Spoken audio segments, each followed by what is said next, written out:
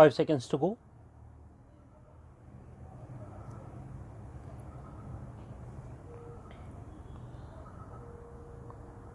Start.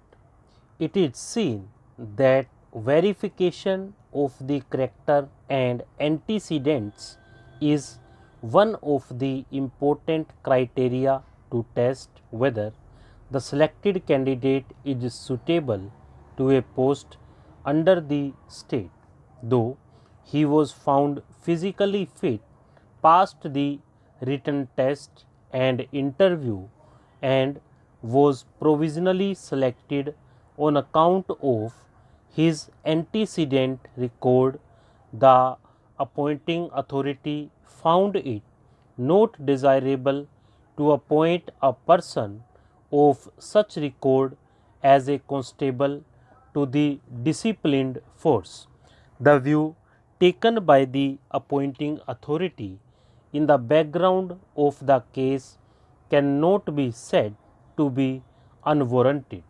The tribunal, therefore, was wholly unjustified in giving the direction for reconsideration of his case.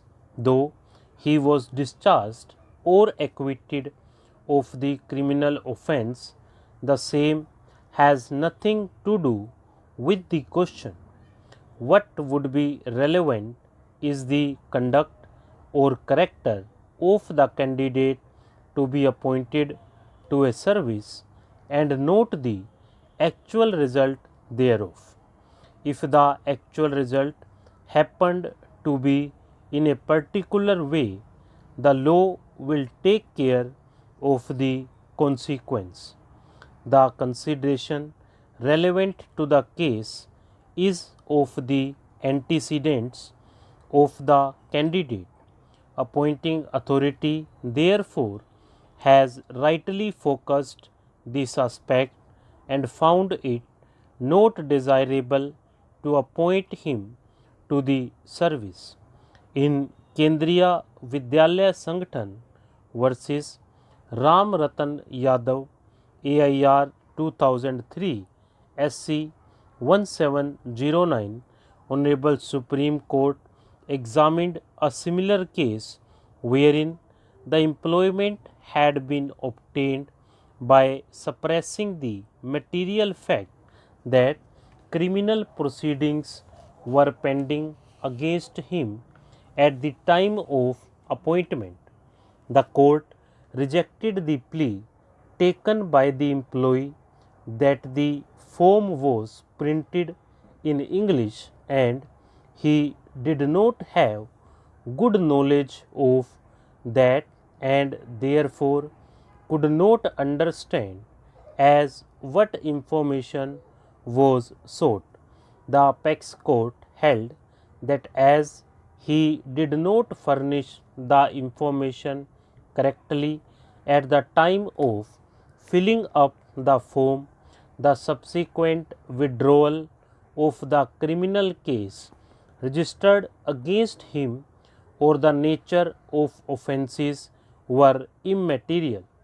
The requirement of filling column numbers 12 and 13 of the attestation form was for the purpose of verification of the character and antecedents of the employee as on the date of filling in the attestation form.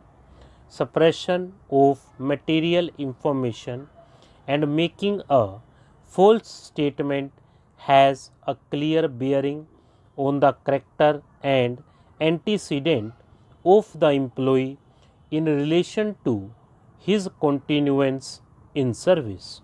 The Honorable Apex Court further held that there has to be a deliberate and willful misrepresentation, and in case the applicant was not aware of his involvement in any criminal case or pendency of any criminal prosecution against him, it cannot be held that he made a misrepresentation.